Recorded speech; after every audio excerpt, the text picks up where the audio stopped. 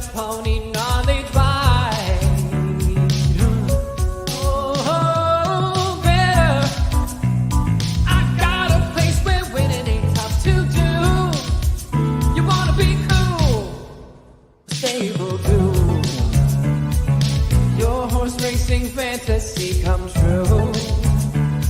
But no, StableDuel. Download the StableDuel app and play today. Oh, it's a fun one this weekend.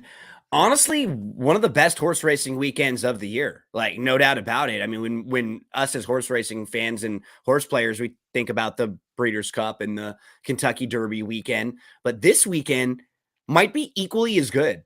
You have 3 different Kentucky Derby prep races, 3 of the final 4 prep races, and the last 3 big prep races left. And what does that mean? That means not only will you get that big Kentucky Derby prep with points on the line, you'll also get a bunch of undercard races. Today opens up Keeneland, so there's a really good Friday at Keeneland. Then tomorrow there's an all-graded stakes pick 5 at Keeneland that ends with the Bluegrass. Over at Aqueduct, it's the Wood Memorial, Kentucky Derby points on the line. They have 4 graded stakes races. They have the Grade 1 Carter as well. And then at Santa Anita, they have the Grade 1 Santa Anita Derby. There are 4 graded stakes races on their card. There's a mandatory payout in the Rainbow Pick 6 at Santa Anita. So quality, quantity, everything you need as a horse player all over the place. And Maddie, StableDuel is basically Keeneland, like, that's home court advantage for StableDuel. They're right down the way, and they have massive games every single day that Keeneland is running. So that's where our focus is going to be today, Friday and Saturday for Keeneland. Absolutely. And it's a great opening weekend. Obviously, a lot of huge races starting today with the Ashland for the Kentucky Oaks prep. You get to see, I think, 3 very exciting fillies with Wonder Wheel, loaded race, Punch Bowl, and Julia Shining. But and I'll say this, the Lafayette Stakes came up salty, in my opinion. That is not even a graded stakes race. And I'll be honest, that's compared to some graded stakes races, that should be like a grade 2 compared to what I've seen. So very exciting. And you know something, what I love about it is you're right. Everything you outlined, awesome opening weekend, awesome horse racing weekend, awesome sports weekend. Oh, the Masters, by the way, is on in the background as well. We just finished the Final Four, the NCAA last week. Right now, and then October is the best. 6 months. In the 6-month period. Those are the times, right, Barry? Because the difference between now and October is obviously football, right? Because like at that point you get the college football, but here we've got, as Matt just mentioned, this weekend it's the Masters. We've got all these Derby prep races leading into the Kentucky Derby next month. We've got the NBA final games of the season. This is the final weekend. Baseball season just started. Hockey playoffs are just underway. Like, it is craziness, madness, sports overload. And I'm very happy to be back with my boys. It feels like it's been forever, fellas, because we've had a few weeks of an interruption here. It has been a couple weeks. It's a long time, man. It's like, you know, ever since 2020, you know, a week actually equals like 3 weeks. Yeah.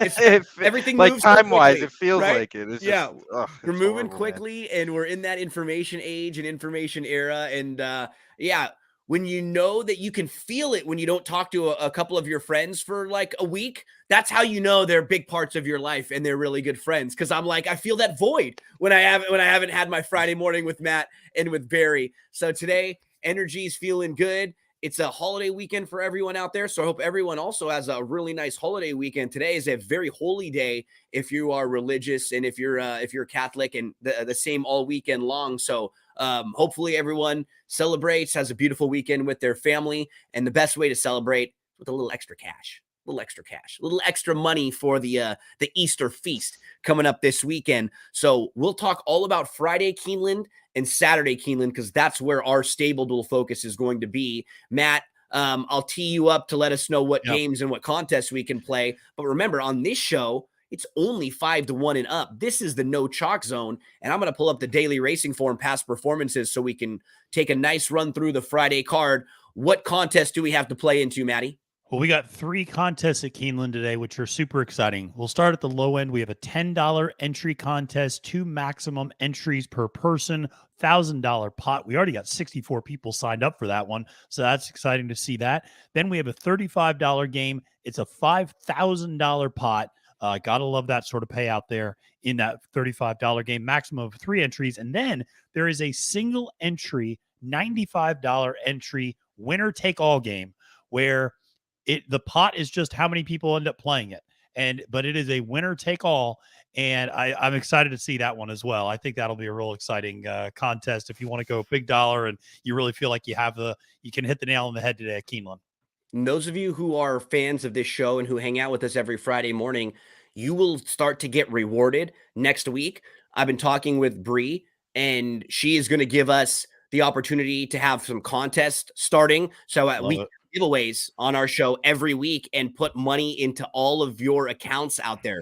So each and every week, if you help us share the show around, maybe you comment with one of your best bets, maybe you tag a friend or two, we'll have different little ways where we can give some money to all of you, because that's what we want to do. We want to help you make money. That's why we're here with doing this show. We want to help find you some horses that you may not be looking for, that you may not find.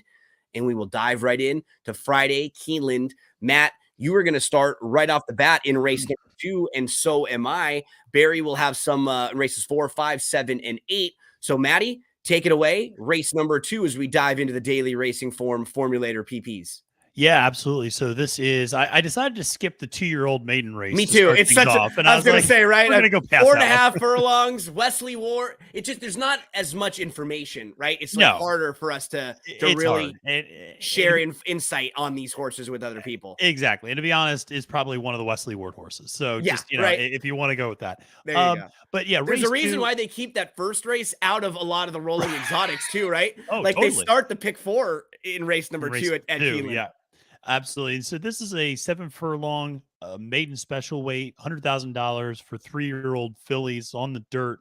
And there are 2 horses that I like here. So Gino, I'm interested if you're on one or the other, perhaps. I'll give my one that I like a little bit more, and that's the number 11 uppercase. Right off the bat. Okay. Here we go. Yep. So yeah, this is a horse that took a big step forward second time out after a really long layoff.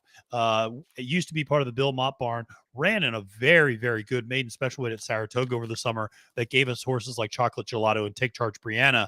Then goes to the bench for the better part of 6 months, comes back in Palo Lobo's barn at Turfway Park and runs a really nice race last time out. And here's the thing, the winner of that race, Sunday Shoes, comes back to win a stakes race next time out.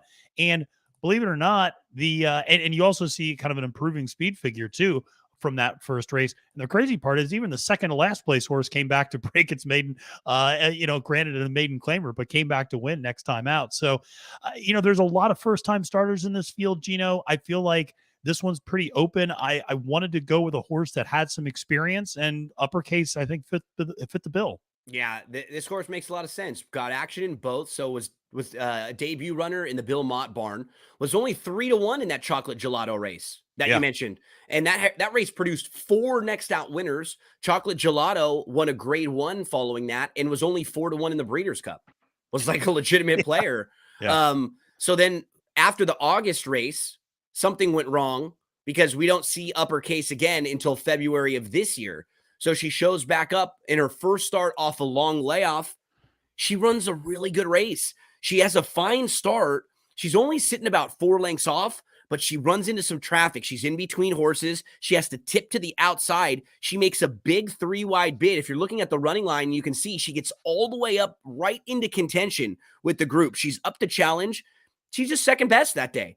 And the winner, the horse who beats her, comes back, like you said, and beats Stakes Company next time out.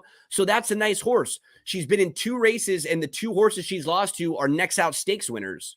It's the first time she's ever going to put 2 starts together, and she should show some improvement here.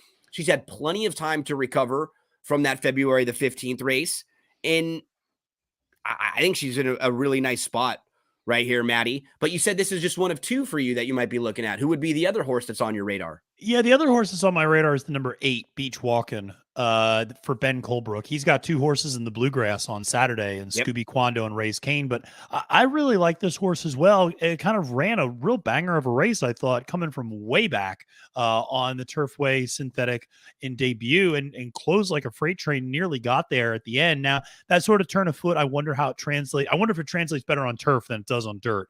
A little bit. So I'm interested in that. This horse doesn't have the biggest pedigree, so I would imagine that this is a horse that might get looked over, might even float up a little bit.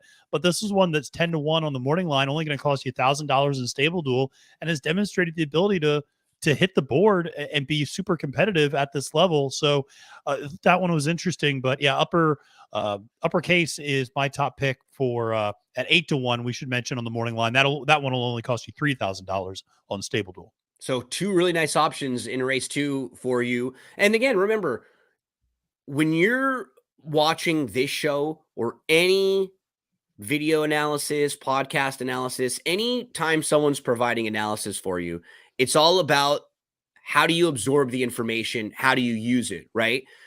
I don't ever blindly listen to anyone, everything, all that they're saying at all times. You might have a little bit more of an opinion already in this race, but maybe this was a race that you didn't. And if you're looking at building your StableDuel lineup, you only have like $2,000 left and you need a little bit of help. Well, boom, Matt gave you a horse that's $1,000 that you can use in your StableDuel lineup. Maybe a little later on in the day, you need help in a different race, and Barry will give you one of those. Try to handicap, and use the analysis for yourself. Don't always just be blindly like throwing your opinion out the window either, right? Like if you may need help in the 5th race, take that as a race where you get a little bit of help from us. That's what we're here for. Where do you need the help? When do you need it? Try to use us in that race that might be more difficult for you, in the race you couldn't get a feel for, in a race where you're spreading and looking for prices and you want 1 or 2 more. Like, just know how to handicap and know how to use the information from everyone, and don't let it sway you completely at all times. My friend Barry's got to play in race number 4, as I do. Let's head on over to the 4th race, Barry. These Keeneland allowance races now, $140,000 purse in this mile of the 16th turf allowance race. Talk to us about the 4th race here. Yeah, it's a pretty good salty, as they say, allowance race going on mile and 16th on the turf. Some former stakes winners in here, some really, really, really nice horses. And the thing about this race is I felt as if there wasn't a whole lot of speed in here, or at least enough to kind of heat up the pace. I think the pace will be okay to slow. And for that reason, I ended up on number 2, Camp Hope. Oh, look at this. We're on the same one too. I think we played this horse before together too. Yeah. Maybe, this is a good horse. Yeah. I think those synthetic efforts you can kind of toss, especially the last one where Wolfie's Dynaghost in the He's Kentucky a freak Cup on Classic. Synthetic. Exactly. He's a freak on synthetic, and he doesn't get passed. He was lone speed, and there was really not much Camp Hope could do. And I don't really think this horse likes the synthetic. It's 3 for 3 on the turf at Keeneland, which is a big plus. Coming into this race really well, just training, steadily and perfect for this race. Has some races that go back to, all of his races at Keeneland fit here clearly. Didn't run all that bad in the Louisville and that was a mile and a half. That's just right. a little too far for him, right? Yep. This is a much better trip. And you're right. It wasn't even a bad effort that day. He just didn't really want to go. Didn't want to go that far. Yeah. Too far. And then everything else like really makes sense. Okay, so he didn't fire on the synthetic last time out, but he was chasing lone speed. 2 starts back, he's behind Ocean Atlantique, who's actually going to be running again this weekend in a stakes race. He wins an allowance race at Keeneland about a year ago, like a 3rd level allowance race that's probably super comparable to this. If he shows up with that race from April 20th of last year, he's going to win this race. Yes, easily. And he sits a trip that you're projecting, Barry, right? Yeah, he's going to be close up. I think there's a lot of speed on the outside, or the speed is on the outside, but they're not that fast. No. I mean, Hosier is okay, I guess, and background is just overmatched. the 12 will probably have to go too. So this one kind of falls into a great. I had to when I But- saw this horse on there. I had to drop one in there. But that horse, Hurricane Dream, who's the morning line favorite, I mean, he didn't really run a step in the Pegasus turf. He got a kind of a gaudy buyer speed figure, which is really puzzling. He was wide the whole way, which I get, but he wasn't that good. And you He'll know, be honestly, undervalued. Whatever. yeah, he's definitely an underlay. And if he wins, you know, we could just turn the page. We're not missing much. No. Camp Hope should sit a nice trip. Small things too. He's making the third start off the long layoff, third start of the form cycle. He's getting back to turf. So whatever his price is, it's just going to be a little higher than it should be because he has a couple races that aren't as good as his grass races recently. And those are the ones that everybody looks at. And you just, again, you start diving through his entire body of work. All of the poor performances, legitimate excuses. You know, his bad race here at Del Mar in the Hollywood Derby, he's chasing Lone Speed and Beyond Brilliant, put a line through that. And then you've got like 6 pretty good races all in a row. Camp Hope. So where Barry and I are placing our hope in race number 4. What was that? Saved by the Bell when they all record that commercial. There's no hope with dope. You know, and they're doing it. That was when Johnny. I'm so excited. I'm Was so that one? excited. I think it was the that one when that might have been, or it was a different one. That was the one when that's the one when Jesse's doing the speed pills. The other one's when Johnny, the famous actor, comes in and then Jack wants to be cool with him and he hands him a joint in the bathroom. I don't do dope. I always think it's funny when they call it dope. You know, like the old words for brain on marijuana. drugs. My dad will come out and say, "Hey, anybody got a lid?" What the hell are you talking about, Dad? A lid? Like a lid? Where did you get that word from? As we keep rolling along, we're taking a look at the Friday Keeneland races, and we're up to race number 5 now for Friday. And race number 5 on Friday is a dirt 6.5 furlong sprint. It's a $100,000 allowance race. It's a first level allowance. And Barry, you have a play in here. These are the 3-year-old fillies that are just a cut below stakes quality. Like we've seen a few of them try graded stakes races. Maybe they were a little too tough or maybe going a little too far, but there are some nice fillies in this race.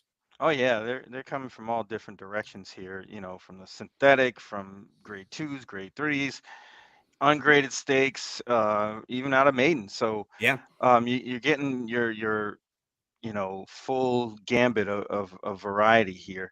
I ended up on number 10, Peacock Lass. I thought I know there's a town kind of near me that has a bunch of peacocks that just run through the Santa city. Anita, Arcadia, California. They have have the them there, too? Arboretum is right across the street from Santa Anita. If you are driving in the area, you have to stop a bunch because there'll be peacocks all over the place. So like, what's so funny if a lot of the people that live in the area in the morning, they try to get out of their driveway and there's peacocks in their driveway. You got to sit there and wait. And like peacocks crossing the road, you got to sit there and wait for traffic. And I've become very familiar with the sounds those the peacocks noise, make. yeah. It's a nice one. I love it. But go ahead, Barry. Talk to us about Peacock Lass.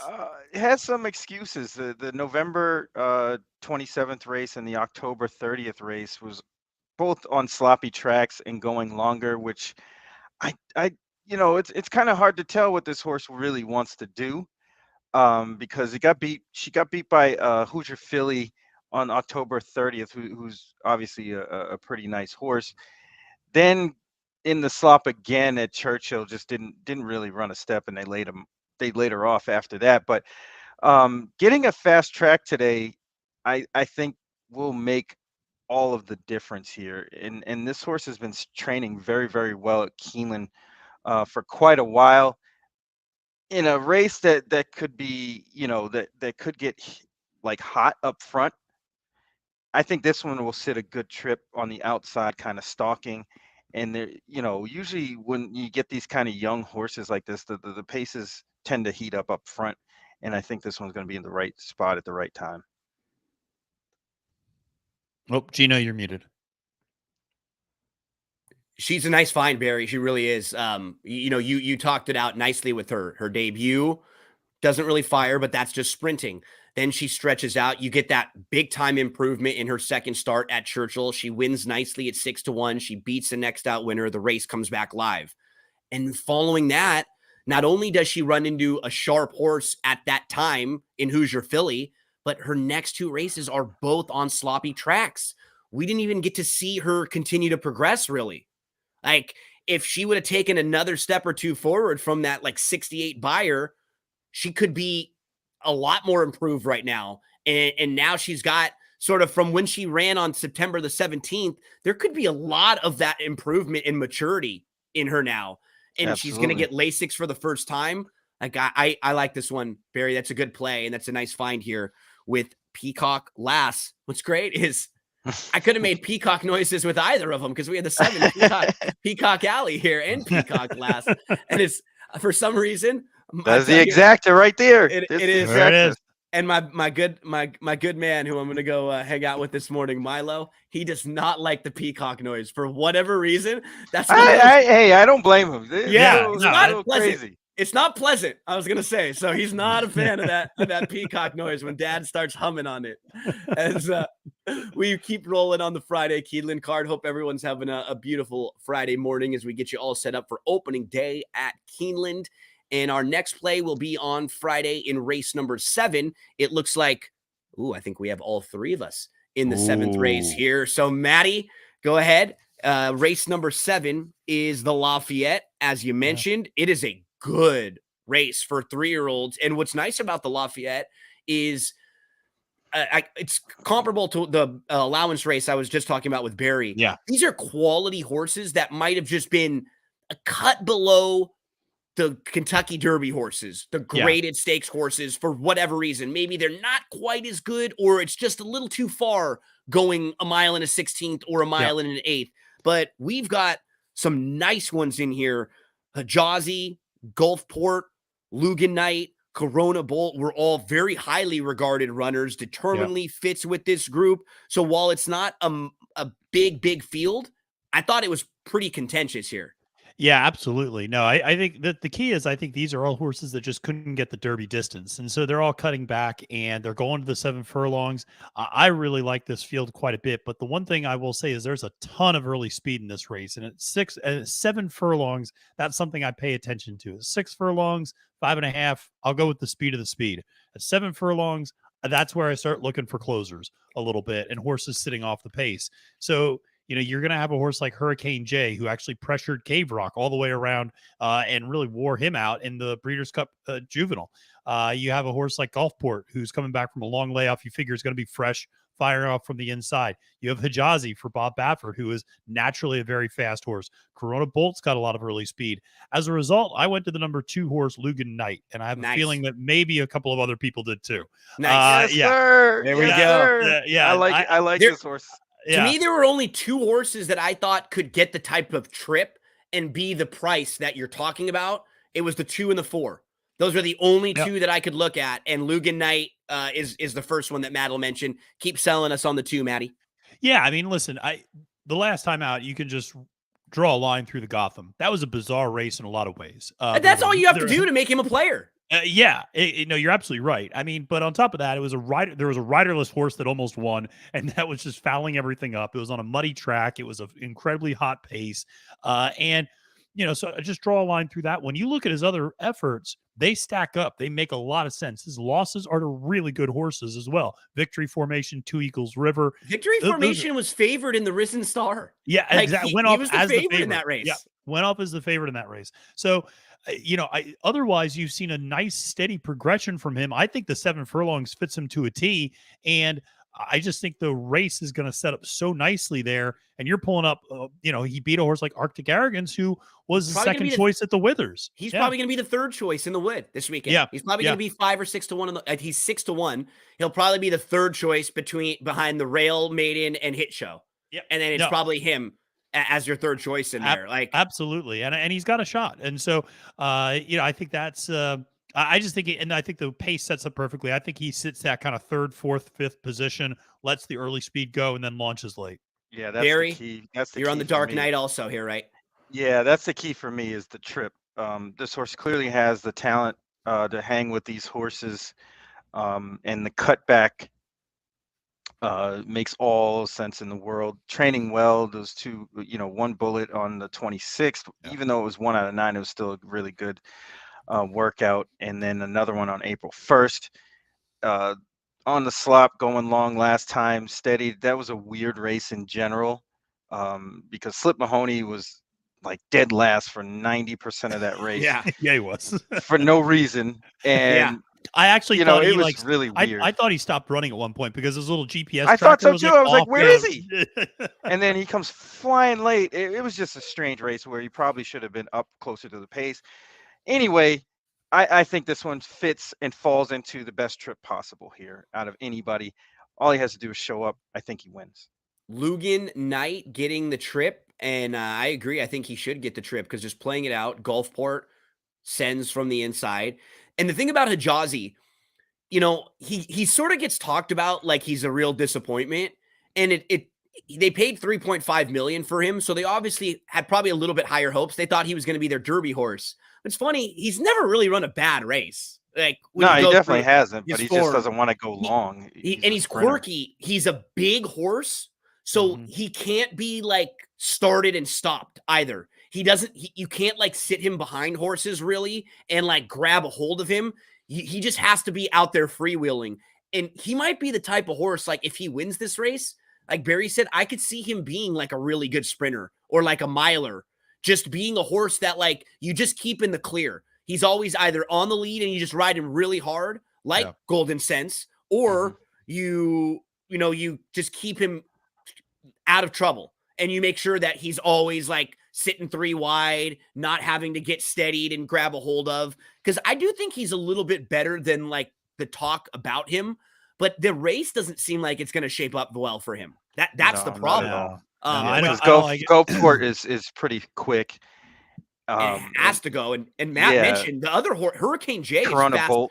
is really fast. Corona Bolt is fast. Freezing Point, I don't think wants to be that far out of it. I'm going to land on Determinedly. I'm definitely going to use him in like pick 4s and 5s and stuff here.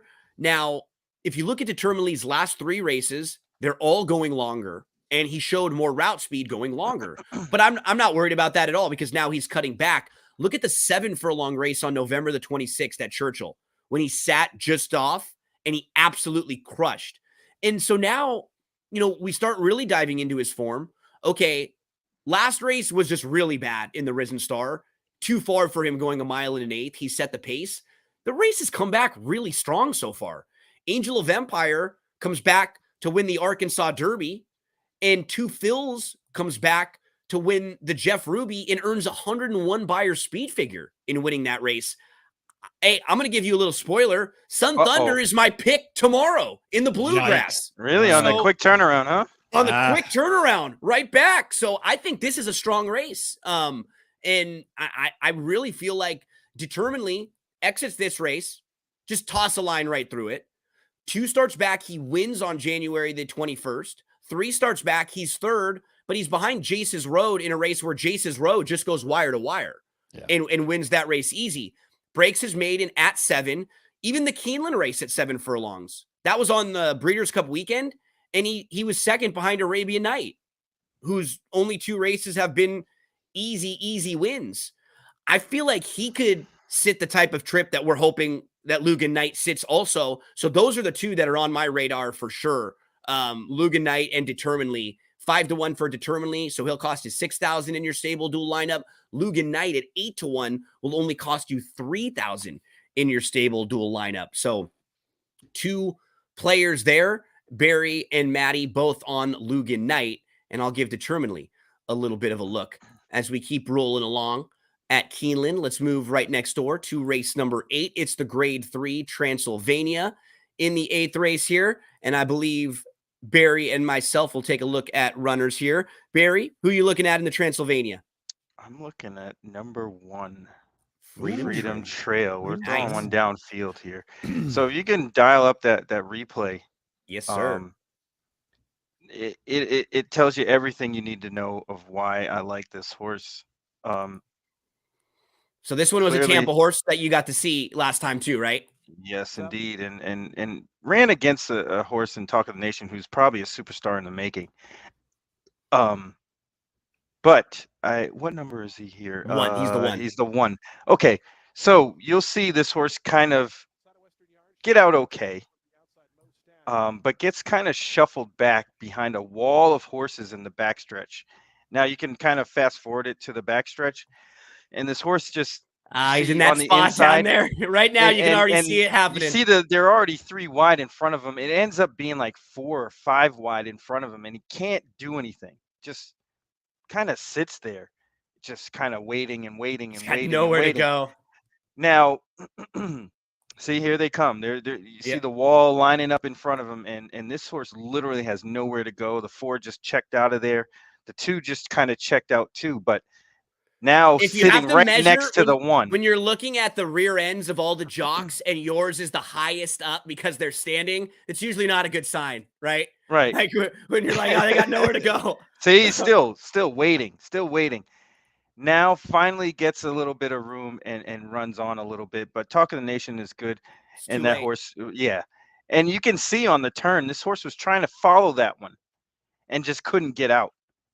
And runs on pretty well here to It's get and it's a third. little thing. There were what I like The you fourth, said. I mean. There was a group of horses that he was with, and he wins the battle with that group, right? Right. It's like I a don't think he small- was going to win this race by any means. Talk of the Nation was much the best, but it cost this horse a placing because this horse was ready to run, and I think building on that, this probably was the goal. This race today is probably the goal rather than the Columbia Stakes at Tampa and your last time. first start back off, off of the layoff. So Right. Sharper here, little sneaky trouble. Gets Frankie. I know, you had Irad last time, but I think, with where Irad lands this time, I think this horse ended up getting the better of the pillbox. And this is something that you point out also that you like to see, and I also think is a very big positive. Freedom the Trail, comparable the buyer the number. figures, yeah, Yep. off of the layoff from 2 to 3, even what wasn't looking like a great race, right? Finishing 4th, beaten 6 lengths, still has the best speed figure. Yeah. So you know that there's another level to get to because that wasn't like an all-out best effort from that horse at all. Definitely not. And didn't run bad, honestly. 2 back to Instant Coffee. I mean, No. was kind of competitive, but I just think this one's going to sit a decent trip here. There's enough speed to where this one won't get shuffled back again. I'm trusting that Frankie by this time, by race 8, kind of has his claws into the turf. And what we've been seeing with the Tory too, man, I gotta say He's a better speed rider than I that's ever it. gave him We credit talked for. about it last night with Chappie on the Santa Anita feed. I had no idea he was that good on the front end. I knew he was a great rider and a good finisher, and like we've seen him. I had no idea he was like. It's actually his strong suit. Being on the lead. The thing that he does is he gets it out of horses who aren't even natural speed horses. Like he gets these horses to show speed that have never shown speed before. It's like a P-Val thing from years ago where it's like, where did this horse show speed whatever from? he touches runs. And man, I'd love to see this horse a little more forwardly placed. I think Matt's going to like my play in here, and it's right next door. It's our buddy, Matt. Webslinger. I thought that's where Barry was going to go. Yeah, I like Webslinger a lot. Yeah. Well, and if you just look at his overall form is very good. We've talked about him before. His Breeders' Cup Juvenile Turf is better than it looks. He's only beaten 4 lengths. He had a brutally wide post, and he comes back in his first start back from the Breeders' Cup. And I think that was the day when we might have been playing against him in his first start back, where we was like, maybe he's going to be overbet. He might be a little short. because of the Breeders' Cup Juvenile. The layoff, and we thought the Breeders' Cup bounce. So we weren't quite sure, and he was so good that day that I think we all looked at him last time. He was 8-1 on the morning line on March the 4th. He got bet down a bunch. He ended up going off at around 7-2. But if you watch like early on in the race, And the whole difference between winning and finishing second happens within 2 seconds. What's up, Petey? How we doing? And we see right away Web Slinger is the 4, and the 9 is Dude in Colorado. So just look at the difference between where those two horses are.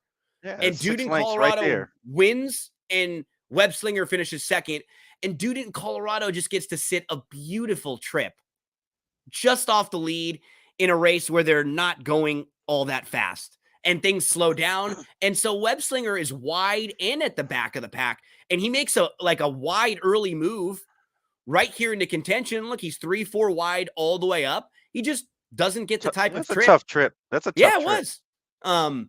So the way this race should play out now is kind of looking at the past performances and how it shapes up versus that last race. So we know that Wonderful Justice should be pretty close up. Here's my guy, Flair. Woo! Verified Flair.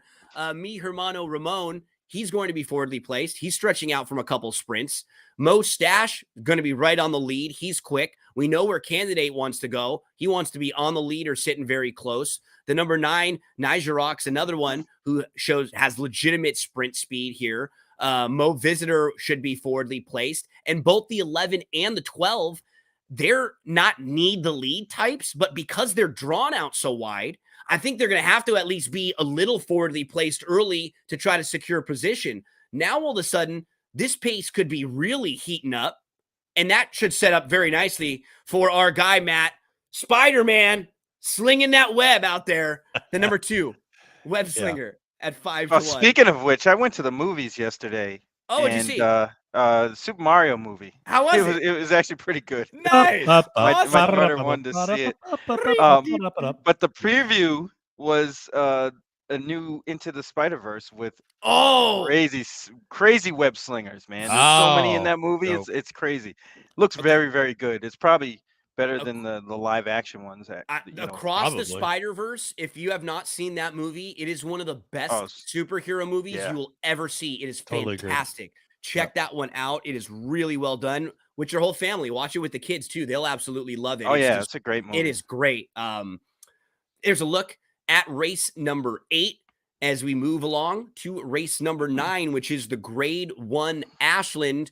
So, Maddie, talk to us about race number 9 and this really strong prep race for the 3-year-old fillies. Yeah, it is a super strong, obviously. Grade 1 for the Kentucky Oaks prep, 1 1/16 for 3-year-old fillies. And I think this is for me at least, a very classic StableDuel type of race because you have 3 very short priced horses. And I got news for you folks. They can't all win. So one of these horses, 2 of these horses are not going to get you the return point value that you're looking for on this race. So you have Wonder Wheel, who's the reigning Breeders' Cup Juvenile Fillies champion.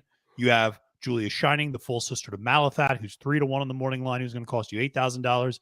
And you have Brad Cox's Punch Bowl, who is kind of this young ascending horse that's got the best speed figures of the group, and who's going to cost you $9,000. As a result, I'm actually going to play and go with a very inexpensive horse here. The number 6, Defining Purpose. Look at this. We're both on the same one again. Okay. So I just think this horse makes a lot of sense in this particular race. I don't know if this horse can win, but I feel like this is a fantastic StableDuel play at 15-1. It's only going to cost you $500 and is going to make your, I think, everything a little bit more affordable. Here's the thing. Last 2 times, sloppy sealed tracks. And, I think you can also take a look at the fact that this horse ran up against really good horses. Wet Paint, who swept that Oaklawn Phillies circuit, and Taxed as well, who finished second, we just saw in the fantasy as well. This is a horse that's got ascending speed figures. And here's the thing. That's not to interrupt you, but that's the key for me. If we're talking about the progression, like if you're a pattern player, if you're someone who likes to look at the speed figure patterns or the sheet number patterns, just look at her from where she was on December the 31st, that day, and think about if she had 2 more races on a fast track and was able to just progress a little bit in those 2 races. And unfortunately, she hasn't. Where could her speed figures be right now? If she just went from a 79 to like an 82 and then to like an 85, dude, she's right she's right there with the rest of this group. Well, that's the thing is when you and I think that's where I'm okay playing against this group because here's the thing. We talk about Wonder Wheel like she's some monster. I think her best speed figure's in 83. I know. We talk about Julia Shining because Same she's thing. the full sister of Malathat. Same thing. These horses have not put up good speed figures And at all. visually, they've been impressive, but they have. Tell you. Yeah. I was gonna say I can tell you, just from seeing Julia Shining run, I would never play her in this race. She is a complete toss out. Probably might be around, at the finish, like third or fourth. But man, she really has to be wide and clear, and that's not the trip you want to get. Short going stretch at turns. Keeneland. Yeah, it's just there's so much up against it because she can't be on the inside. I mean, she just freaks out, and the riders just have to, Louis has to get her outside and clear, and it's just such a hard run. And not only that, she has to be ridden very, very hard. Yeah, she does the whole way. Yeah. I just don't like that horse. You know what? It's funny. She kind of reminds me a little bit. She's more talented. She reminds me a little bit of Justique on the West Coast. Yes. Who has just gotten a little bit lazy, and like if she doesn't catch the fields that she needs, and she's not as good as we all thought when she was like visually impressive early on. But it's these horses that like visually they look good, but then when you have to do this as a better of anything. You have to match your eye test with the figures and with the analytics a lot of the time, and that's when your opinion can really be formed. Because sometimes one of the two are wrong.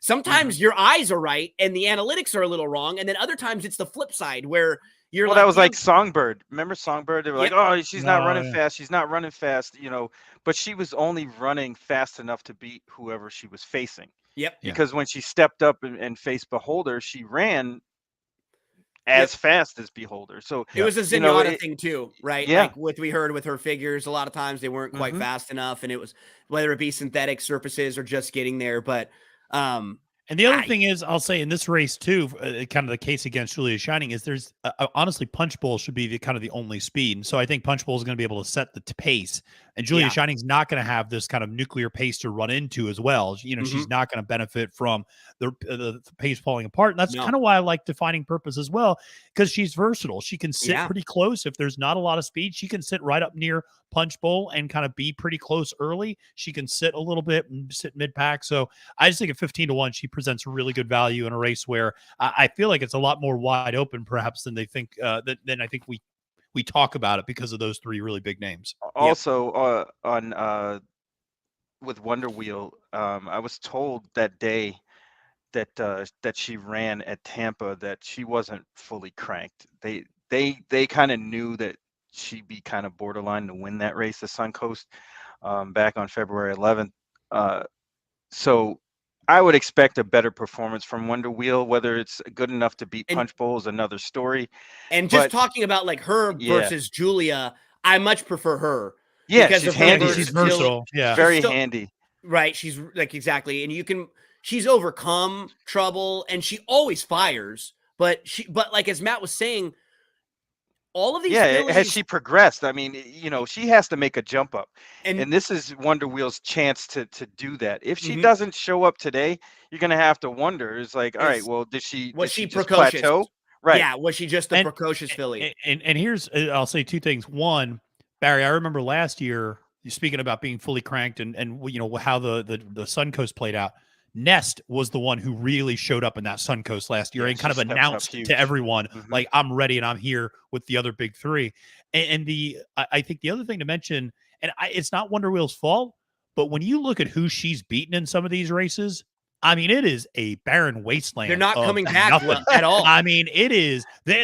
Those races, the Alcibiades and the Breeders' Cup Juvenile Fillies, I mean, there's no next out winners. I mean, it's bad. And even Dreaming of Snow that beat Wonder Wheel at Tampa didn't come back very well. Came back on the turf and ran terribly and then finished 17 and a half lengths behind Money's Gold at the last time out. So, I just, that's why I kind of doubt Wonder Wheel a little bit. I'm like, who is this horse really beaten at all? Who's any good? And that's not, and listen, that's a reflection perhaps of the division more than her ability. But I'll try to play against her. This is a good place to take a shot, I think. Yeah. Because if you can somehow talk yourself off of Punch Bowl, I think it's wide open. Yeah, And I agree. when you have a race where the shortest prices aren't standouts on speed figures and they don't overwhelm other horses who are much bigger prices, well, yeah, those are very like fun races to take a swing against the horses who you can look at and go, I mean, they're already pretty comparable. These horses are already running races that aren't that far off from each other, and you're going to give me 15-1 on a defining purpose versus, you know, a 3-1, 5-2 on a Julia Shining type. Give me defining purpose every day of the week and twice on Sunday, but not this Sunday at Keeneland because it's Easter Sunday. They don't have racing there on Easter Sunday, or at New York, I believe, for Easter Sunday. One more just to mention before we flip the page to Saturday. If you're looking for a horse in the last race to close it out, at least a horse to throw into your pick 4s and pick 5s, I expect a lot of improvement from the 3, Idle Chatter. And this is a horse who doesn't really have to improve all that much off that debut race. It was very good. Idle Chatter debuted on February the 16th. Idle Chatter missed the break, then ran into some traffic, was last going into the turn, again got cut off, was about 6 or 7 lengths off, and then kind of navigated through traffic up to get second. That was back on February the 16th. Since then, what I like, we've had 4 turf works. So this horse should be really comfortable now, really familiar, and is beautifully bred. The number 3, Idle Chatter, could be another horse to use in your stable duel lineups, or throw into a pick 4 or pick 5 if you want one more fun price horse to close out the Friday card. So opening day Friday, good luck to everyone, and make sure to get involved. If you're watching this and you're not playing in the stable duel games, if you're What are you doing? handicapping, What are you doing? I was going to say, if you're handicapping the races this weekend, like at Keeneland, just take a shot. And they're games, as Matt mentioned, for all different bankrolls. Bigger games, smaller games for the players that just want to take a little shot and see. If you've already handicapped a lot of these races and you've already done a lot of the work, well, come and get involved as we flip the page on over to Saturday. So, Matt, I'll ask you one more time to play stable duel game show host and let us know what games can we get involved in on Saturday. Well, Bob, we have I was going to try. I like the voice. The Price is Right voice. So a couple of things. One, if you're listening out there, you have Android, Apple device, download and update the StableDuel app, because guess what, folks? You can start watching live racing on the StableDuel app with the new updates. All the updates have come through. I've already just seen people who had Android devices. I know they've had some issues. I've already seen people say the Android device, the Android user experience is much better now on the new app. So make sure to update your app on your phone. And there's a lot of cool stuff that's going to be on there now with being able to watch live racing as you're playing on StableDuel. But for Saturday, we have 3 games. Again, different price points for each. We have an $8 game, $800 pot, maximum of 2 entries. So if you just want to dip your toe in, great way to do it. If you really feel good about handicapping, we have a Bluegrass Challenge $12,000 pot. That's a big money game, but $60 to buy in. So not that much, not that bad. $60 to buy in. That's a pick 5 ticket, folks. And so $12,000 payouts. And then there is, again, this $95 winner take all, no guarantees contest. I'll be interested to see how many people get in on that, but that might be a really fun one if you're into high stakes sort of playing. So 3 different levels for 3 different types of players. Ooh. Lots of opportunities, and that is tomorrow on Saturday for Keeneland. So, Matt, start us off, my friend. I believe you have a play in race number 2. Barry and myself will be a little bit later on in the card. Talk to us about the second. Yeah, so the second is a $100,000 maiden special weight for 3-year-olds going 7 furlongs. I mean, can we get some purse structure a little bit better at Keeneland out there, honestly? Just wild. And I am going to use the number 6 horse Wicked again at 8-1 on the morning line. Only going to cost you $3,000 in StableDuel. This is a horse that's got, I thought, a really nice race first time out. It's a gun runner for Steve Asmussen with Tyler Gaffleone aboard. Always like using Tyler in Keeneland. He always seems to have a really big meet. But This is a horse that finished second on debut down at the fairgrounds, going 6 furlongs. And I think this is a horse that was the betting line favorite that day as well. So, obviously took some money and just kind of got a little tired there at the end, needed some conditioning. Asmussen's 19% second time out. And I just thought this horse kind of makes a lot of sense in this race. And the other thing is that race was largely a conveyor belt. Squire Creek was a horse that got to the lead and just wired the field. Wicked again sat second, finished second.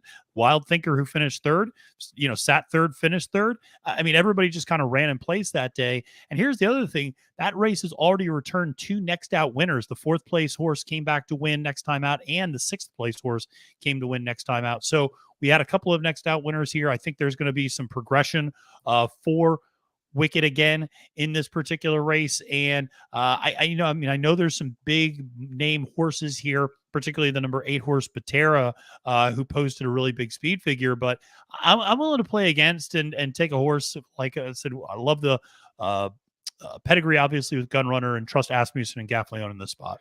It sounds kind of like a really basic, like simple thing, but anything that forces people to take an extra click or look at things makes it a little bit more are things that not everyone's going to see. What I mean by that, a better way to explain it. So when you're looking at the past performances, like Matt was just talking about, and you know that the race has come back live, you see the italics, right, in the running lines. But if it's not one of the top 3 horses, you don't know right off the bat that it's a live race unless you click on the chart. And that's just, it sounds stupid, but if you're not looking at the DRF formulator and you don't click on the chart, you don't realize that the 4th and 6th place finishers have both come back to win. And that's just, as horse players, that's just one more tidbit of information that you have. And I saw Chuck Simon posting this, your partner, Barry, like last week. One thing that I like some of the other countries and jurisdictions, they interviewed the jockeys after the races. I think that's a cool tool to have.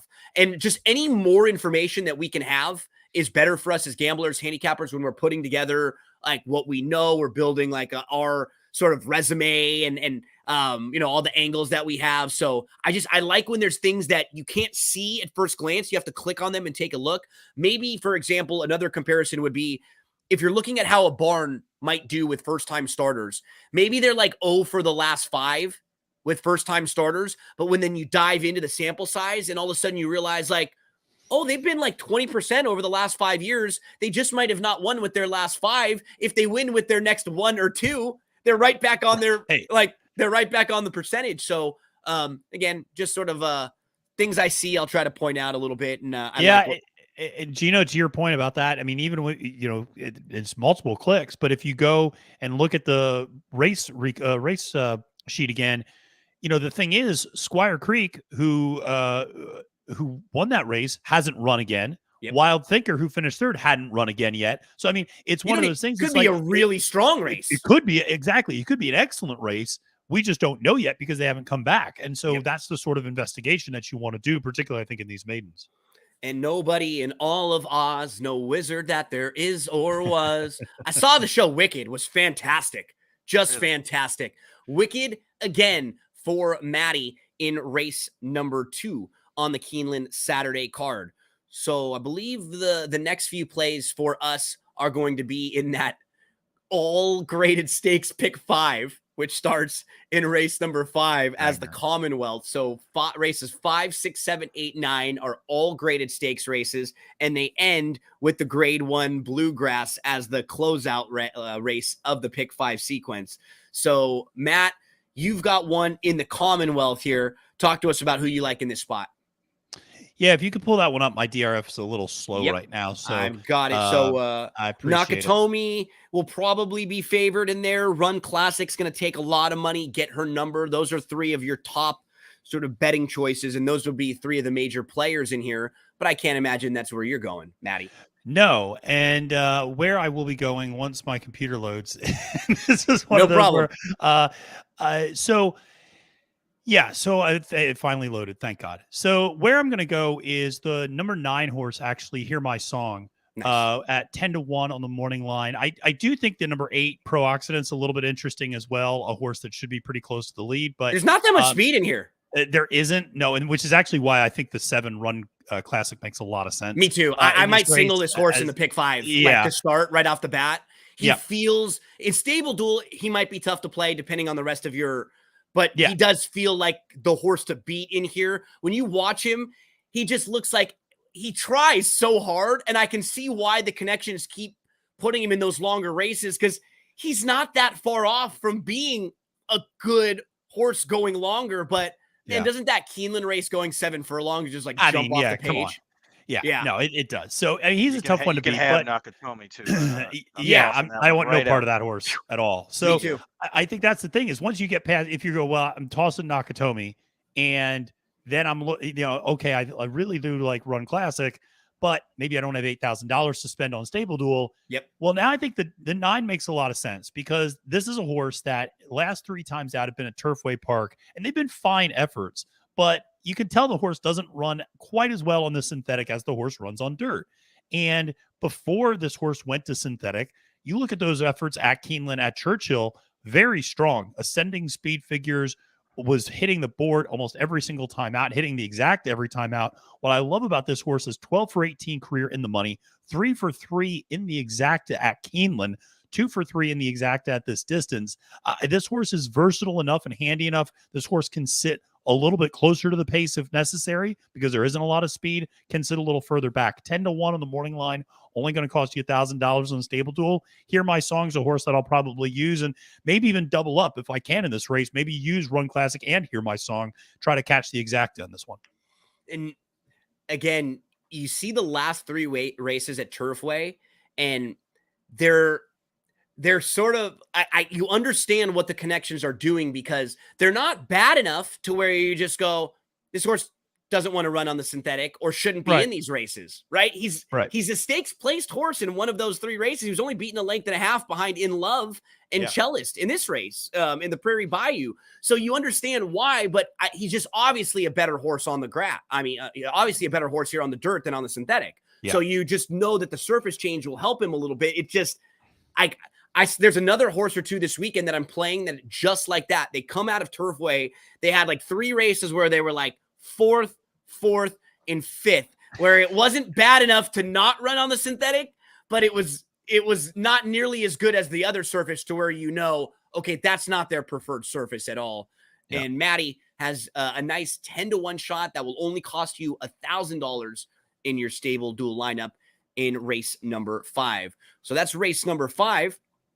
I've got one right next door in race number 6. I believe Barry does as well. We all do. We think we all do. We all might. Okay, so I'm going to start us off.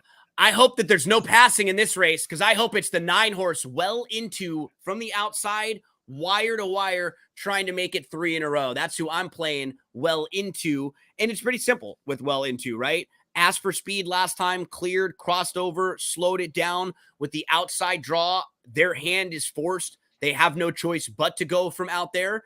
And you just compare this horse with the rest of this field. I don't think Sabalenka is like fast. I think Sabalenka got the lead in that one race there. I think the same can be said for Pleasant Passage. I don't think she's like fast really at all. I think she's much more of a tracking, come from behind type horse. And then everybody else in here, like Alpha Bella wants to sit a little bit. Heavenly Sunday wants to sit a little bit. Cairo Consort, I got to say, like every time I watch her, I just become more of a fan of hers because her last race, she didn't have any business even being close at the wire. She was wide. They were going really slow. She just keeps trying. But Matt and Barry are on different horses in this race. Let's start with you, Barry. Race number 6. Where are you going to land? Yeah, you're on an island out there with the 9, sir. All alone.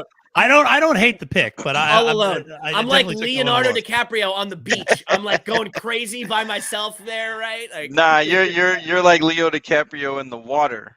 I am. You frozen out, down. Bro. There was enough room there. We didn't let you on. We didn't let you on. Room on that for 2 people. Kate Winslet, Rose, the Rip Car, whatever your name was, until you changed it to Dawson. Go ahead. I ended up on the 4, Heavenly Sunday. Sure. I think this horse has a lot of upside, training well into this race.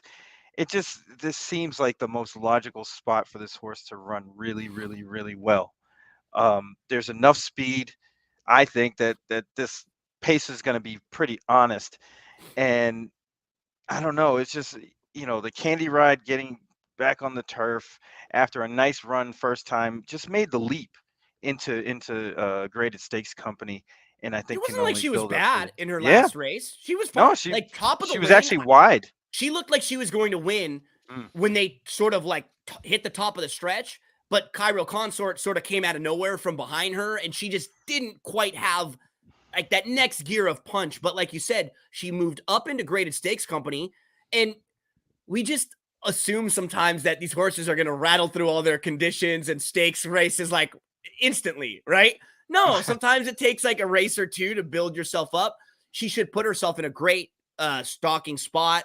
Yeah, I don't really have very many knocks on Heavenly Sunday there, but Maddie, you're going elsewhere. Is it the Yeah. 2? Is It that where is you the are? 2. Indeed, Okay. I love my Euros. So Yep. I'm going to go with Papilio, the number 2 horse, who nearly got the job done last time out, and that was the first time start in North America. So this one has run against just simply a better class of horses over in the European, over in Europe. Running against Turia, running against Meditate, who is the Breeders' Cup champion, juvenile fillies, and on the turf. And so As you talk, we're watching this race. He's the 8. he has not a great trip. No, and Cairo Consort is the 7 in here. So if you just want to kind of watch on both of them, but Papilio has a fine start right here, and then he checks a little bit. But watch going into the first turn right here. He's going to take up, and then after that, he takes like a goofy step, like a really weird step in the turn, and then has to back up again. And the poor horse is just wide all the way around the track. He's a little rank as well, and he's right kind of throwing his head. Yeah. Coming up soon where he like grabs right there. Yeah. And Saez is actually on the saddle. I mean, and you can tell he's really trying to, and you're right. He keeps him wide the entire way around. He's at the widest trip of all, and he still ends up. This never works on the winning. grass. This is not a grass trip. No, not at all. And yet he almost wins this race. And so now you're coming back off of that effort, running at Keeneland, which I actually think is maybe a little bit of a better surface for Euros than that Gulfstream Park turf, which is so forward facing. And so I'm going to use Papilio at 6-1 on the morning line, only going to cost you the StableDuel average of $5,000. This is a really, really good race. We should just mention, I mean, obviously by the fact that the three of us have made a compelling case for 3 different horses, and we haven't even mentioned Cairo Consort and Alpha Bella, who are both really good horses in their own right. So I'll take a shot with Papilio here at a little bit of a price. And, but it's funny when I looked at this race, my other 2 that I really liked was the 4 and the 9 on the outside. So I think the 3 of us kind of see this one pretty similarly in terms of trying to get a price. And watching this race, like this is the point when both the 7 and the 8 are supposed to be stopping. Yeah. Both of them, because they've been wide, and the pace is slow. They're not, there's no pace for them to run at. So when you're wide like that with no pace, you're not supposed to be still going. I think both the 2 and the 3 are just like honest horses. They really are. Like this is a good race. Like, and people won't want to bet Cairo Consort because she's not like super. Her speed figures don't blow you away. She's pretty talented. Like that 2-back race when she had trouble. Ridiculous. I don't know. I don't. Maybe it's just the fact that I just avoid chalk like the plague, that I never like Cairo Consort. Ever. Yeah, I mean, I'm never betting her to win. And maybe it's sort of the flip side. Like I have her in a fantasy league. And so every time she runs and picks up points, it gains me points. It's just like in a StableDuel situation. And I'm always watching her races, and just like last time I was like, oh man, she's going to finish 5th or 6th. Like they're going slow. She's behind. She's having to angle out. She just tries. Like she's a trier. She just does not want to get beat when she's like in a battle with other horses. She wants to keep going. I'll very rarely be able to bet her. Like Barry said, she's just not a bettable horse, but I respect the heck out of her. And Papilio, that was a good effort too. That was first time in the country. He could show some improvement. I mean, I wouldn't even talk people off throwing the 1 in. That wasn't a bad effort last time out. And Beautiful Navigators 12-1. So it's just when you find a race like this, like even though I'm talking about my respect for Cairo Consort, I would never play her in a race like this because I could find 5 other horses that I think are more playable prices. Could she win the race? Absolutely. And would it shock me? No. But the horse Barry mentioned, the horse Matt mentioned, the 1, the 2, Be Your Best is a horse who Chris Larmy likes a little bit. This horse had a brutal trip in the Breeders' Cup, got completely jammed and never had a chance to run. Was actually favored over Pleasant Passage. I think I remember that. The reason why we all sort of attack this race too is it's probably Pleasant Passage's race to try to beat this one. Coming off the bench like this, I think Pleasant Passage might be best suited for a month from now, second start off the bench. That's probably what they're prepping for, right? A big stakes race on the undercard for Derby and Oaks weekend. So we all take a swing against the favorite in race number 6, but we will move to race number 8, I believe, for our next one. Nobody really has a play in the 7th race, which is the Madison, where we have 2 to 5 Good Night Olive. It's just hard. Well, and because honestly, I went through the fields with I mentioned with Chris Larmy. We talked about the all stakes pick 5. I actually think Society's got a big shot in here. Well, that's the thing is Society, I think, does have a big shot as well. But the problem is you're paying $8,000 for Society and StableDuel as well. Yeah, so it's not. That's the issue from a StableDuel standpoint. And even on top of that, like Good Night Olive is awesome, and it's a small field.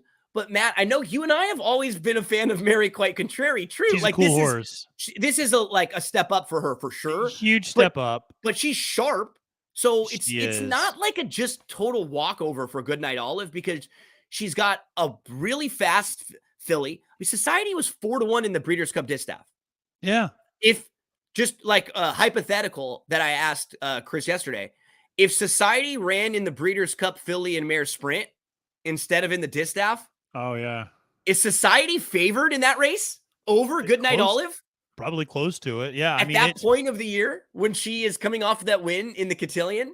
Yeah, it was impressive. And, the other horse, it's funny. A lot of these horses are coming off a little bit of a layoff. The horse that's actually been running regularly is Ugiri as well, who's been running nice races down at Oaklawn Park, who is now cut back and become a sprinter and has a little versatility. And so she's really great. And here's what I love. I love that Shug, Mary Quite Contrary's changed trainers. I love that McGahee has kept Luca on the mount and brings Luca up to Keeneland. Yeah, because I don't. I know you don't, but I'm a sentimental sucker, and he is undefeated on this filly. The only time she's ever lost is when he was not riding her, and so it's just cool. I like seeing, a Gulfstream veteran kind of get a shot at a big Grade 1 race up at Keeneland. I think that's fun, but that's a salty field, and from a StableDuel standpoint, a tough one to play. So while we're navigating, let's just hit these final 2 stakes races at Keeneland on Saturday. They're part of that all stakes pick 5. First up is the 8th race. It's the Grade 2 Shakertown.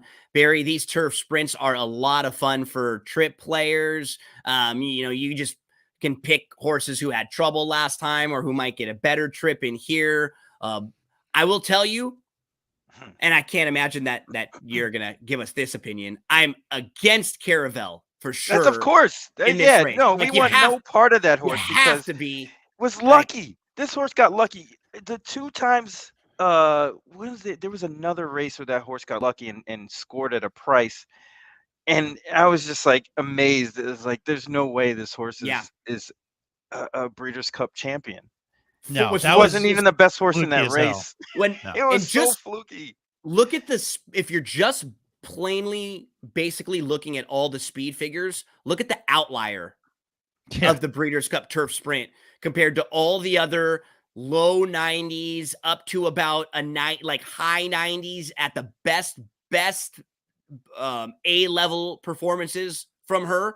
She was 43 to 1 going into that race, and she just gets the lead and keeps going. And now everybody's going to have to play her off of that.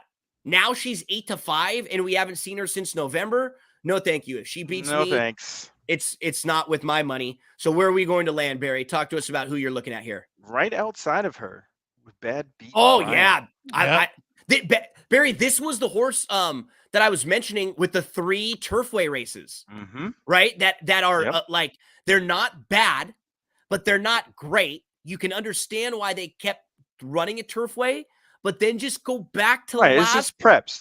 This Yeah. is the goal. This was the race they wanted to run in. Whether they win or not is another story, but I'm taking a shot at 15-1. Those races at Turfway, I don't think this horse wants synthetic at all. It was really just kind of pointing towards this. And this horse is going to sit a great trip. I just have no knocks, and this horse has run well at Keeneland in the past. Just all systems go here. I mean, I really don't have much to say. There was a lot of ways you could go, because the 4 Baker's Bay really caught my eye too. Same sort of thing, like just coming off the synthetic form, but Baker's Bay is in a little bit better form on the synthetic. Yes, way better since this horse switched barns and cut back in distance. This horse has been way better, but coming from off the pace like that was really my reservation with picking that horse on top. Yeah, that was my concern too, especially at 5.5. I just worry, is he going to run out of space? Made a lot of sense, but this was one where, like Barry, Caravel, Toss, Artemis City Limits is 0-4 winning at Keeneland, so just chuck Sorry. him. See ya.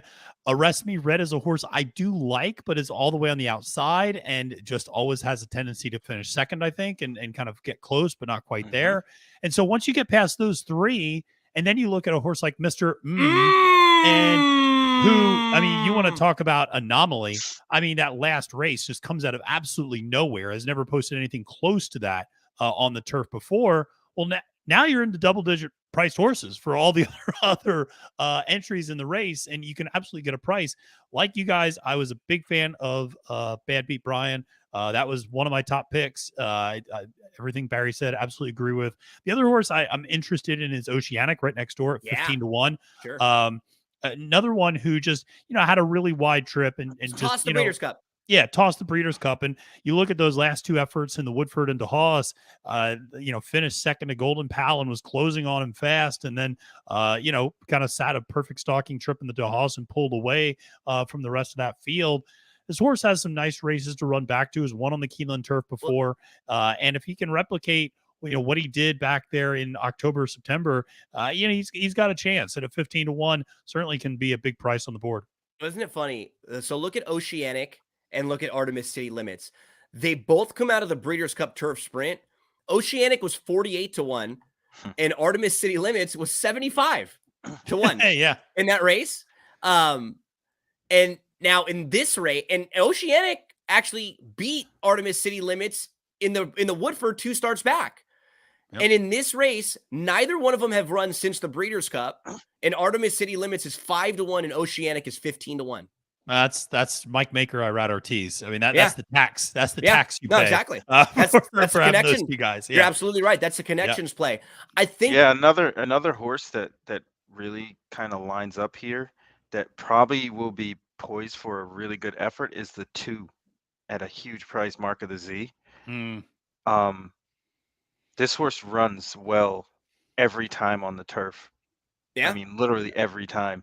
And actually kind of did this maneuver a little bit in 2021, ran in August at Indiana Grand and then won at Keeneland in a similar race.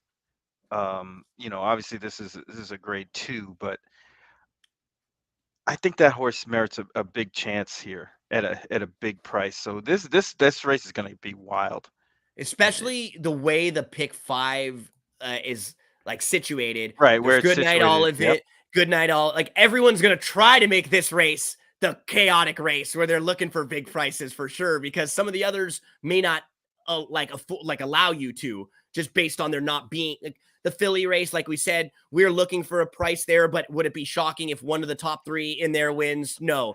Then there's Good Night Olive and Society. Would it be shocking if it's just one of those 2? Well, no. And then in the Bluegrass, we're going to talk about next, would it, there could be a couple short prices in there. So this is the race I think a lot of people are going to be really looking for, that big price there. And we gave you a few different possibilities in a nice turf sprint. But let's finish up with one of the 3 Kentucky Derby prep races of the weekend, fellas. It's the Grade 1 Toyota Bluegrass. It is race number 9. I will just say this from an overall talking standpoint. I don't want anything to do with Tapit Trice in here. No. Nothing. Zero. Nothing. No. Like Anybody coming out of the Tampa Bay Derby. No. Obviously I love Tampa and everything, but no, not here. No. No. Nothing. I just the slow starts, the shorter stretch, the regression a little bit last time out, even though visually it looked fine. Nothing to do with Tapit Trice. Now, I'm not going to play verifying in a StableDuel situation, but if we're just talking about the 2 shorter prices, who I like more, a million times more verifying than Tapit Trice, because verifying didn't get a good trip last time, and it's no surprise to see a jockey change. Verifying just wasn't asked aggressively to hit any spots. Was like in a good spot, and then just wasn't. Then like, he go. wasn't. Yeah, Just then go. he wasn't. Just Exactly. like put yourself in there. Nope. And then just kept like getting squeezed back, and all of a sudden just sort of like just sort of ended up 4th. Right, I just think kind they're of gonna running be around. it was the Pepe Le Pew, right? Like Yes. Yeah. just kind of got backed up, and I think they're going to be a lot more aggressive in this race. I think that has to be the plan. Yeah. And it looks like there's probably one speed horse they could just sit right behind, sit second or third. But again, I'm not going to give out verifying as a play in here. If we're just talking about the short priced horses, I much prefer verifying over Tapit Trice, trip, quality, everything overall. Barry, give us some of your analysis, how you see this race playing out. All right. So this is how I came up with the horse I like. Uh-oh. There we go. So like I already mentioned, I don't like horses coming out of the Tampa Bay Derby. So you can eliminate Tapit Trice and Classic Car Wash. No, I don't like them here. You can eliminate all the hopeless horses. So Major Blue, don't know why that horse is even entered. Clear the Air, sorry, no thanks. Yeah. Sun Thunder, don't Too like. quick. You like because you said it was too quick. Quick turnaround for you. Don't like that. Blazing Sevens, no thanks. No, Chad I Brown's couldn't stretching find out. any excuse. I mean, I could see There's him no- running there- better, yeah. but why was that so bad? So bad. Yeah. Yeah, it reminded me. I don't Who know. was the The Romans Romans horse horses last last year? year? Yeah, Yep. the Romans horse that was like kind of a buzz. Oh, horse. Giant yeah. Game. Giant Game. Yeah, that's exactly. And did the same thing. Just dropped freaking anchor down And at he's Gulfstream Park actually and never came Run a back. couple decent races recently. Yeah, as an now that older he's horse kinda is cut like back. kind of rounding Yeah. back into form. Yeah. I'm not a big believer in Ray's Kane either, even though that Gotham, he kind of, it was just an outlier kind of race, I think. Yeah. I'd like to see that again Yep. from Ray's Kane and not at a short price. So that horse is probably going to get bet quite a bit. No, thank you. Mendelssohn's March, speed on the way outside. There's enough speed in here to kind of fizzle that out. Major Blue, who's a non-contender. So verifying. Too much speed in this race. I think this horse gets contested start to finish. No, thank you. So that leaves 2 horses, Scooby Quando and Hayes Strike. And they both are. I'm telling you, they're both players in here. They both. Have a shot. I ended up taking Hayes Strike instead of Scooby Quando only because the synthetic field. Although Scooby Quando did have a couple of nice works at on the Keeneland, dirt. Yeah. notable. But I think Hayes Strike is a little bit more seasoned. McPeak has a couple of horses in here that could kind of set this race up for Hayes Strike. I think the pace is going to get a little bit hot, and this horse just falls into the right trip. And I kind of landed on this horse by attrition. I just really don't like anybody else.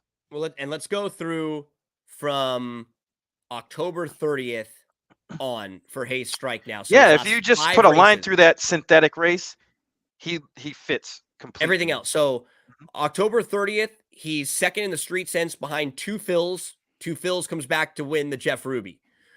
In the Kentucky Jockey Club, he's a good third in that race. Like, there's no problem with that effort. He's behind Instant Coffee. He's in front of Cyclone Mischief, Red Route 1. That's a good race from him. Following that, in his next start, he finishes 4th in the Gun Runner. Jace's Road was lone speed that day. Nobody passed. Totally. It was just merry-go-round all the way. So don't really be that hard on him for the gun runner. Then following that, they take a shot on a synthetic. He just doesn't like it. Put a line right through that race. And then a good effort last time out at Laurel. It was against a softer group, but it was a confidence-building win. And now you step back up. Everything makes sense. That's like, those are long shots that I love when you can go race by race. The hardest thing for me as a gambler is when I'm looking at a race or a game or watching a team and like, what the hell happened? Why did that happen? Like, why did they play so poorly? And you can't figure it out. Why did they run so poorly? I love it when I know why. It's easy. It makes it great.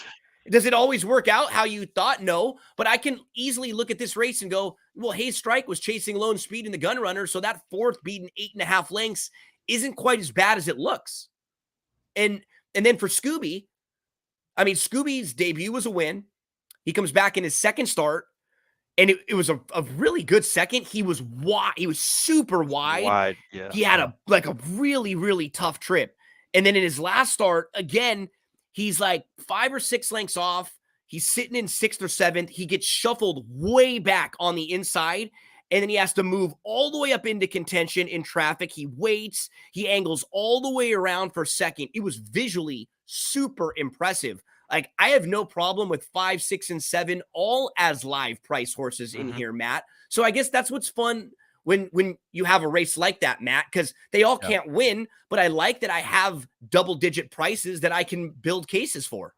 Yeah, absolutely. So the double-digit horse that I was making a case for was the 6 Scooby Quando. This horse makes, I think, a lot of sense in this spot. I will douse a little bit of cold water on the number 5. If you notice, that last time out was with the assistance of Lasix. Ken McPeak, a whopping 4% winning, switching off of Lasix in graded stakes company. I typically fade Ken McPeak horses, and I typically make money on that. So what I'll say is, I'm hurt. Shots fired at Barry. I'm hurt. Scooby Quando, I just think makes a ton of sense here. He impressed me so much that last time out, Gino, as you said, broke his maiden in a stakes race. I mean, you don't see many horses do that, and gets the great work over the Keeneland dirt, which I was glad to see that bullet. That kind of alleviated a little bit of concerns I did have about the synthetic to dirt transition. But Ben Colebrook's a barn I trust in Kentucky, and I'll take Scooby Quando at a big price. But like you, Gino, I do see verifying. I don't think this is the race. This is a spot for him to run a big race. If he doesn't win here, then there's no excuses, because I think that Sniper's right that there's a couple of horses that are going to be speed, but I see verifying the horse second or third and have every chance. He's not going to get burned up. I don't think he's going to sit a little bit behind. If he does get burned up here, he's just not good enough to compete. Totally with the correct. type of horses. That's really totally my thing. I think that horse is just not good enough. I mean, you see what he did. Every time he stepped up in the graded company, he just hasn't fired. And I think he's just a cut below.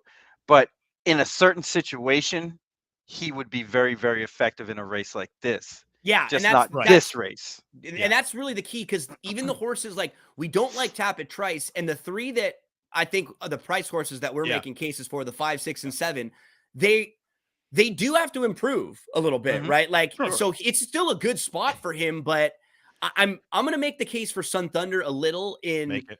So let's look at Sun Thunder's win on December the 31st, really impressively. He comes back on January the 28th, and it's a sloppy track, and he hooks Arabian Night, right?